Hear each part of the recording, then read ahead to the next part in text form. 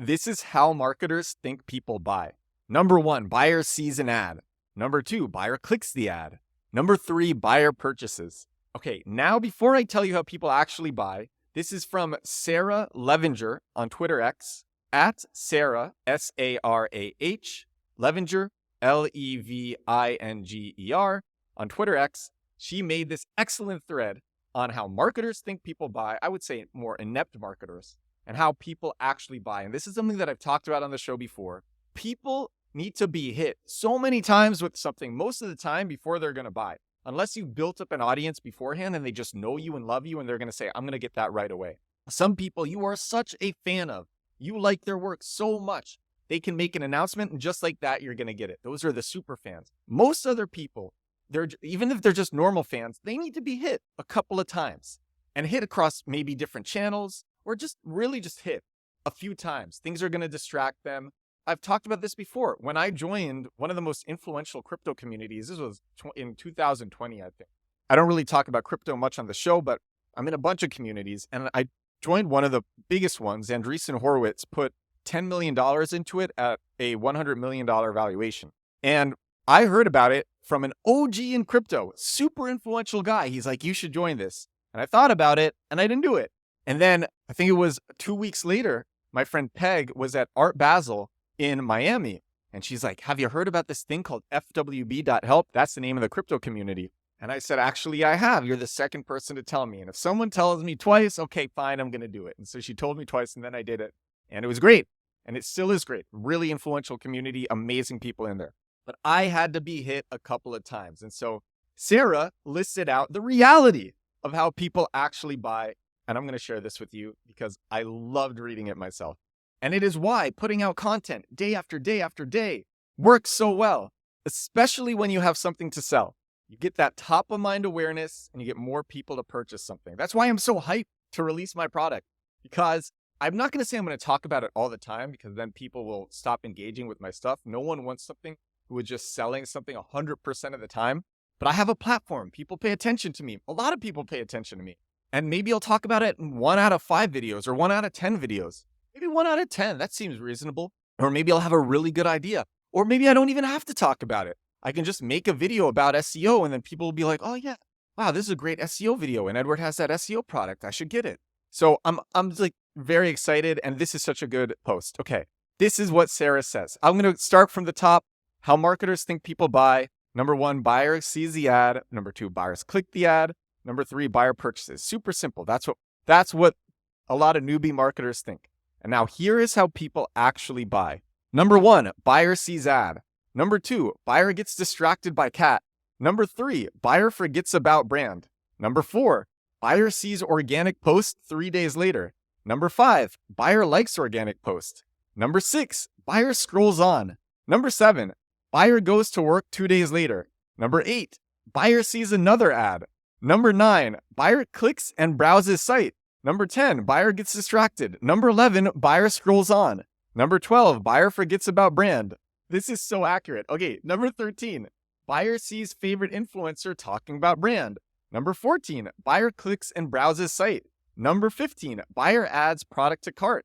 Number 16, buyer gets distracted. Number 17, buyer scrolls on. Number 18, buyer forgets about brand. We're almost there, but the buyer keeps getting distracted. Number 19, buyer hears friend talking about brand 7 days later. Number 20, buyer searches email for discount they got during ATC.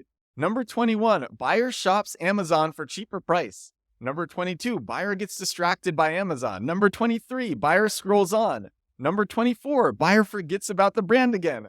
Number 25, buyer is awake late at night drinking too much coffee. Number 26, buyer is doom scrolling. Number 27, buyer sees another ad. Number 28, buyer clicks and browses site.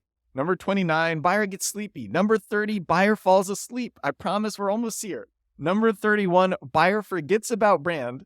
Number 32, buyer's girlfriend makes offhand comment about their biggest insecurity 7 days later. Number 33, buyer clicks and browses site. Number 34, buyer goes to their cart. Number 35, buyer finally purchases. 35. It takes so many touch points. And I think a lot of people don't realize that. I realize that. That's also why I feel that organic marketing, that's okay for two things. This is why I think organic social media marketing is one of the best things ever.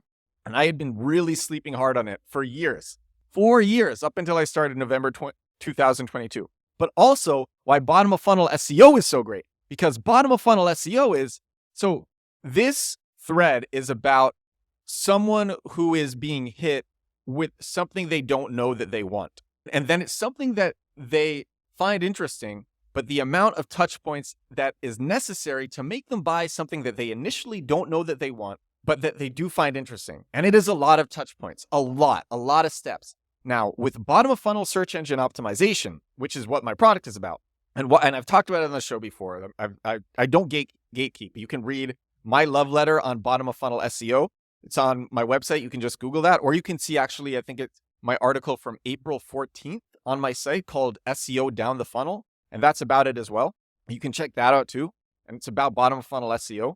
And I give a lot of details in both of these articles. But with bottom of funnel SEO, someone already knows what they want. So they are just searching Google to be like, oh, this is good. Price isn't that bad. This is exactly what I'm looking for. Add to cart, purchase. Or let me try this app because it's what I want. I'm looking for this thing. It's free. It's a free. Oh yeah. And then you can upsell them with premium or whatever. But it's exactly what they are looking for. And they just want to use it or purchase it right away. And so they don't need to be hit all these times. And oftentimes with bottom of funnel SEO, you're targeting keywords that no one else is targeting because the search volume is so low. So you have no competition. So people might look up for other competitors, but your landing page is crafted so perfectly to their use case or to what they are searching for, to their bottom of funnel query where they just want to get the product, use the SaaS, whatever it is.